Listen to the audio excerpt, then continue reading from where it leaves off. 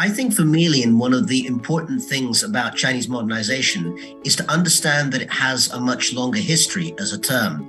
As a historian myself, I think back to the Qing dynasty and the Republican period, the May 4th movement, a whole variety of periods in earlier Chinese history over the last 100 years or more, where modernization has been at the heart of the agenda. So in that sense, modernization is about becoming new, but it's not a new term at all. So in some ways, I think that there has been a continuity in terms of the way that the term is used both 100 years ago and today.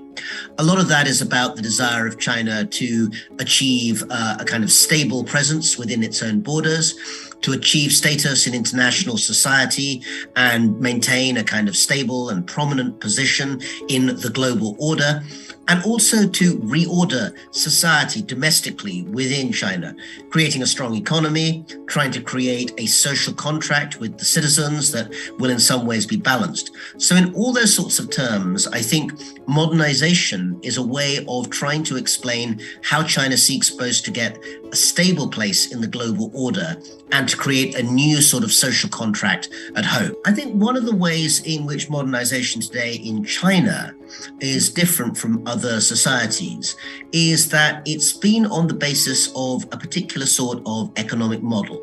Well, I think we have to go back to the era of the 1980s and 90s when Deng Xiaoping basically was one of the key figures who essentially turned China into one of the world's largest export economies. And I think if we're going to look at one of the things that shaped the contemporary era of Chinese modernization, then I think that export-oriented growth, the term made in China, which became very, very well known during that period, has to be one really important factor to understand that change over time.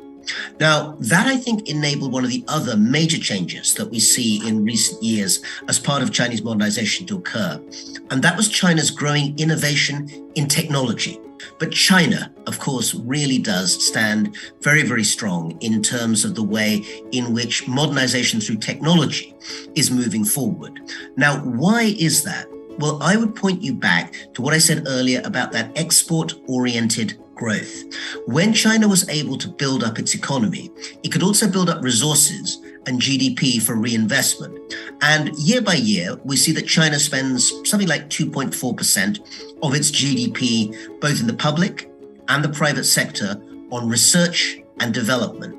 Now that, when you ask me about what is Chinese modernization and what are the causes, looking at that question of doing research and reinvesting from GDP into further development, that is what creates the higher value added type economy that means that modernization gets renewed. So I would look at that period of nearly half a century, starting with Deng Xiaoping's economic policies and seeing how they connect to the technological innovation that we see in China today.